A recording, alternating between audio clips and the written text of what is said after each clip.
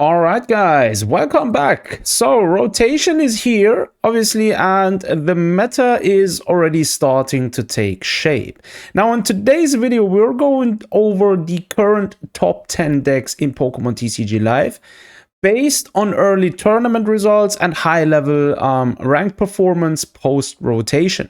Now, some of these decks are completely new, while others have been adapted or basically from the previous format, but all of them are seeing very strong and good success right now. So if you are looking to climb or prepare for competitive play, this is exactly what you need to know. Now, first things first, let me blend this in. This list highlights the top 10 meta decks after March 2026 rotation. Now, I'm aware that a lot of archetypes have multiple different variants, right? However, in this video, I'm only going to show one version per deck. Now, if I was to show the different variants per deck, like if we take, for example, Dragapult, there is different variants like with Dusknoir, then there is Dragapult without Dusknoir, then there is Dragapult running with Blaziken and so forth. These are all variants which are obviously valid. But again, I'm only going to show one per deck. So let's start with our list. I'm going to start with the number 10 first, and we're going to work our way down. All right, starting at number 10, we are actually taking a look at Mewtwo, or rather Honchkrow. Now, this deck specifically is extremely weird to deal with sometimes. Now, if we're taking into consideration, Honchkrow has a very high damage potential. We're running a lot of Team Rocket supporter cards, and Honchkrow will effectively, with the Rocket Feathers, which requires 2 colorless energies, do 60 damage per discarded Team Rocket's supporter card from their hand. So effectively, we have a almost unlimited damage potential, in a sense that we could one-shot literally anything which any opponent could throw at us. On top of that, obviously, we're running Porygon 2. Porygon 2 has the effect that it basically does 20 damage per each supporter card with the name Team Rocket in our discard pile. This is on top of the already very much broken Honchkrow. And Articuno here again has the Repelling Veil, which is obviously a Pokemon which we want to have on the field. Now, this deck will use the Merkle Headset as the ace-spec card. Now, this card is going to help us retrieve trainer cards, basically our supporter cards from our discard pile. Roto Stick is also very, very much welcomed in this deck as a helpful Pokemon item trainer card in order to get specific supporter cards from our deck. Team Rocket's Factory helps us again with the draw support. Every time we play a supporter card with the name Team Rocket in its name, we're going to be able to draw 2 cards. And alongside that, we have a few more supports, like, for example, obviously the Team Rocket's Energy, which is kind of a must-have in such a deck. Ignition Energy, again, will go away after the end of the turn. Nevertheless, this will allow us to always be ready with Honchkrow's attacks. And then there is the item card, for example, Team Rocket's Transceiver, which also helps us. All in all, this deck is extremely strong and is kicking off our top 10 list. All right, now at number 9. Now, obviously, bearing in mind, this list is somewhat obviously subjective, right? We are kicking here with Raging Bolt EX. Now, Raging Bolt EX obviously has been around pre-rotation, and it is still around post-rotation. Alongside Ogerpon, obviously the main engine here is to charge up with Teal Mask, Ogerpon using its ability, the Teal Dance, basically attaching Leaf Energy every turn from our hand and then being able to draw a card. Raging Bolt, on the other hand, will have to get set up on the field with 2 different energy types and is then able to deal a huge amount of damage by discarding energy cards from Pokemon on our bench, which have energy cards attached. Now, that is the core engine. We are also running Mega Kangaskhan, mainly due to the run errand. Obviously, having it in the active position is going to allow us to draw 2 cards every turn. It is also a viable attacking Pokemon. However, it does have somewhat of an energy need, but we can obviously get around this in this specific deck. For example, using Energy Switch, right? Grabbing the energy from our Ogerpon Ogerpons and setting it onto Mega Kangaskhan. Meowth, again, a staple in a lot of decks currently. Now, this specific deck list runs 3 copies of Meowth. I probably would adjust this to maximum 2 copies of Meowth or even 1, depending on your needs, I'd say, or depending on your strategy. Apart from that, Lopunny EX, obviously very, very difficult to deal with, especially when it gets switched in. It does a lot of damage, and the same counts for Iron Leaves EX, right? Iron Leaves EX ability, a rapid veneer. When it gets played, when it gets played from our hand, we can actually bring it forth to the active position, attach the energy from Pokemon on our field, and then essentially utilize its attack to deal damage, right? This deck is, again, pre-rotation already very strong. Post-rotation, it is still very strong. The only card here which I usually would use with a bit carefulness is Area Zero Underdepth, because a lot of times it's that the opponents will play a counter stadium card, or basically another stadium card, which basically removes our stadium card. And if we already have a full field, it could be that we have to get rid of a few Pokemon. Now, this combined with Meowth is actually pretty good, right? Having a lot of Meowths on the field, then using Area Zero Underdepths, obviously to increase the field space. If the opponent gets rid of a stadium card, we're just going to get rid of our Meowth. So it's actually not a bad deal, but again, something to be kept in the back of our minds. This deck lands at number 9 of our list. At number 8, one of my personal favorites, the Team Rocket's Spidops and Mewtwo EX setup. Very, very nasty deck. One of my absolute favorites. Now, the main engine here is obviously running with the Spidops on the field, which has, for one, the ability called Charging Up, where we are able to attach energy cards from our discard pile. On top of that, we have the attack Rocket Rush, where we do 30 damage per Team Rocket Pokemon on our side of the field, or generally in play, right? So if we're playing against the same deck, obviously this would also count technically. We're also running Articuno again, mainly due to the ability Repelling Veil. And then Mewtwo EX is obviously sort of the last, let's say, finishing Pokemon. Usually when playing this deck, you're gonna be holding off with playing Mewtwo EX until the very end. Most of the times you just want to rotate around your Spidops. If any one of them goes away, we're gonna run something like Night Stretcher, for example, to bring it back from our discard pile. And then just keep doing the rotations with Spidops, chip away in your opponent's Pokemon. Depending on if they have very, let's say, high HP Pokemon, then it can take a bit of a time sometimes until you get rid of them. But again, this deck is extremely difficult to deal with and has almost remained unchanged as it was pre-rotation. At number 7, we are taking a look at Zoroark. Now, Zoroark, again, also been around pre-rotation. And yeah, it's essentially having a very unique ability, right? Obviously, Zoroark is able to draw cards. So we have a draw support built in our boss Pokemon. The main attack source comes from the other Ends Pokemon, like for example Darmanitan or Ends Reshiram or Ends Zekrom, right? Since Zoroark is going to copy one of the other Ends Pokemon attacks, this is the ideal way of playing it. So ideally we want to have either one of them or two of them for a bit of variety on our field, and then utilize Ends and Zoroark's attacks in order to deal damage. A few cards which are definitely must-have here are, for example, NPP's Up, which allows us to attach a energy card from our discard pile to one of our benched and Zoroark. Obviously, Munkidori is nice to have in this deck. Not really a must-have, but definitely nice to have. Peachurant EX allows us to switch in back and forth, allows us to switch in our Pokemon, poison it, and if we combine this, for example, with Binding Mochi, we're then able to deal even more damage.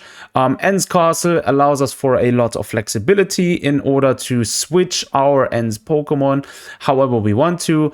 And again, this deck, again, the same thing with the Spidops and Mewtwo Team Rocket deck, has almost remained unchanged.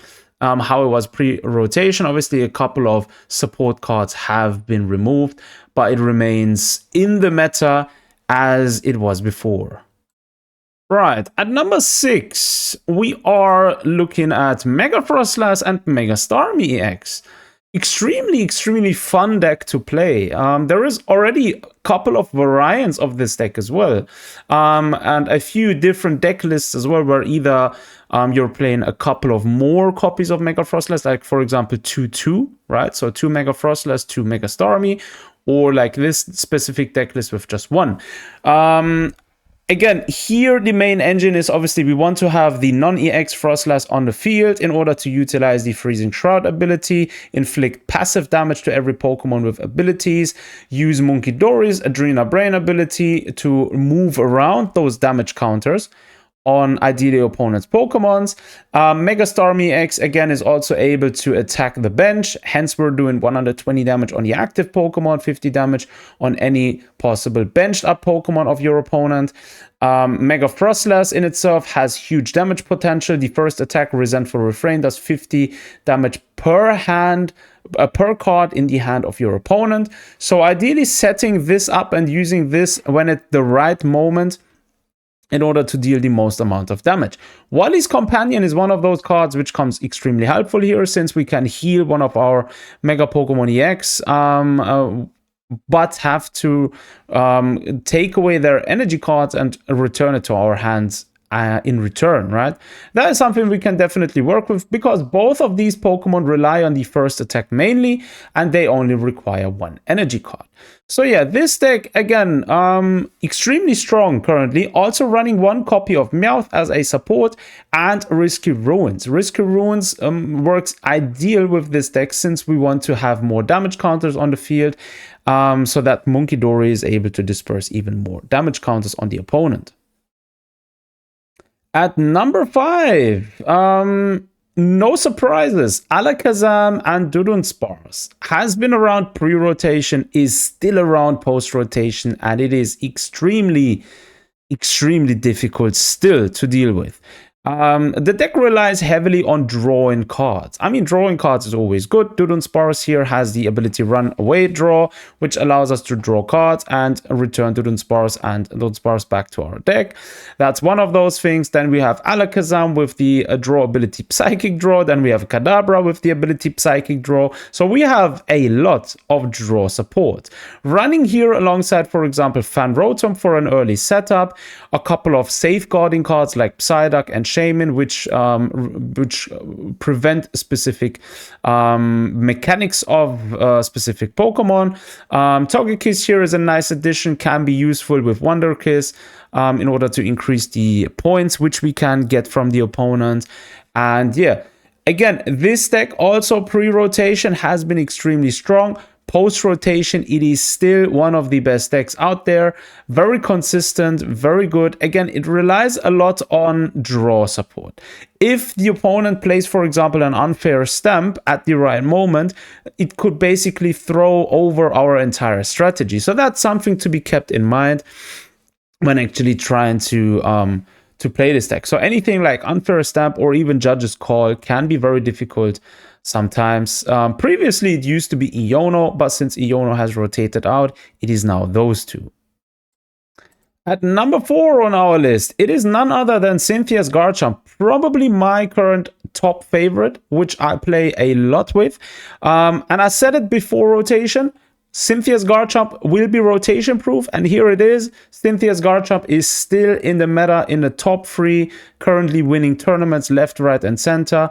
Mainly, one engine is here the key to our victories, right? Obviously, one of them being the ability of our Gabite, which has the ability called Champion's Call. This allows us to, once a turn, draw a Chynthia'S Pokemon from our deck. Then obviously we have Chynthia'S Garchomp in itself as well. This is a damage-dealing Pokemon, right? 100 damage on the first base attack is able to allow us to draw cards after the attack until we have 6 in our hands, or the Draconic Buster, 260 damage. This is going to be the big boss damage boost, which we want to use to get rid of opponents' let's say boss Pokemon. We are combining this all with Cynthia'S Roserade. Roserade has the ability to boost the damage of our Cynthia'S Pokemon by 30. So we ideally always want to have at least a minimum of 2 Roserades on our field to at least boost our damage by 60 on top. If we have, like, for example, 3 Roserades on the field, that's 90 damage on top. So Draconic Buster, for example, from Garchomp would be able to do a lot of damage, 350 in total. If we combine this with Premium Power Pro, we would be even able to further boost the damage output. Thanks to Cynthia'S power weight, we have also a lot of survivability, because a lot of times Cynthia'S Garchomp can literally tank almost anything the opponent throws at us, right? Which is extremely nice. Also here in this deck, one of the nastier cards is going to be, again, Unfair Stamp, which basically is just unfair. All right, next up on our list, at number 3, it's going to be Mega Lucario EX. Again, something I mentioned before rotation happened, this deck will be rotation proof, and here it is. A few minor adjustments, and it is still almost the same as it was. The main engine here is obviously using Zoroark and Lunatone in order to be able to attack and draw cards. Lunatone's ability, Lunar Cycle, is going to allow us to discard a basic fighting energy card and then draw 2 cards. The good thing about Mega Lucario is with Aura Jab, the first attack, we're going to be able to deal 130 damage. On top of that, we are able to attach discarded fighting energy cards from our discard pile to our benched Pokemon. Combining this with Premium Power Pro, we have a extremely well-rounded and very tough to deal with Pokemon. Wally's Compassion is something I definitely recommend having at least once in this deck because of the healing factor, and we're only losing 1 energy, so that's perfectly debatable. Meowth, again, support in this deck has been recently added, so has Judge been added to this deck. These 2 actually work very well here. And all in all, this deck well-deserved at spot number 3, maybe even spot number 2. And at spot number 2, it is none other than currently Arboliva EX and Ogerpon and obviously Meganium. Extremely nasty deck, which, yeah, is just very tough to deal with. A lot of people actually are more inclined towards playing Arboliva, I believe, instead of, like, for example, Meganium EX or even Venusaur EX. Arboliva EX is, again, with Oil Salvo, one of those nastier Pokemons. We are using here Meganium as well to increase the attached energies on our Pokemon. Hence, we're going to be leaning towards a strategy where we're also going to attack using Ogerpon. Ogerpon with Myriad Leaf Shower is able to deal 30 damage per attached energy on both active Pokemon, so that's going to be one of the engines. Also running Noctowl here, obviously, for the Jewel Seeker ability. Meowth, again, same thing as in the other decks, is going to be a staple support in this deck. And we're also using, obviously, none other than the Force of Vitality. Force of Vitality is going to help us to evolve fairly quickly, being able to evolve exactly the turn a Pokemon has been played. This deck has definitely the potential to reach even the number 1 spot. I mean, there is nothing to speak against it being number 1, but obviously at number 1, we're going to take a look at our final deck, which is going to be none other than Dragapult EX. Yes, you are seeing it right. And I know there is variants of this deck, right? And I'm not going to get into the debate of which one is the best. Obviously, Blaziken, I would say Dragapult Blaziken is slightly the worst one of the different variants, but that's just my subjective opinion. Dragapult EX alongside Dusknoir has been a staple in previous months and weeks, has been around pre-rotation, is around post-rotation, remains a staple in the Pokemon TCG meta. Meowth EX has been added as the additional support thanks to the last-ditch catch ability. Noctowl here for Jewel Seeker, being able to allow us to draw specific supporter cards. We're also running 1 copy of Monkidori to be able to disperse damage counters, alongside running Risky Ruins, which is a new addition to this deck. Yes, cards like Iono and Arven, for example, which were rotated out since the Category G moved away, have to had or should had to get replaced by separate other cards. So we are running, for example, Rosa's Encouragement here, Crispin for the energy deliverance. Boss's Orders has been around in this deck, will stay around in this deck. Very, very useful, very reliable. Lily's Determination is just one of the best supporter cards in the game, allowing us early draw of 8 cards when we have 6 prize cards. So yeah, this deck remains at the top, almost untouched.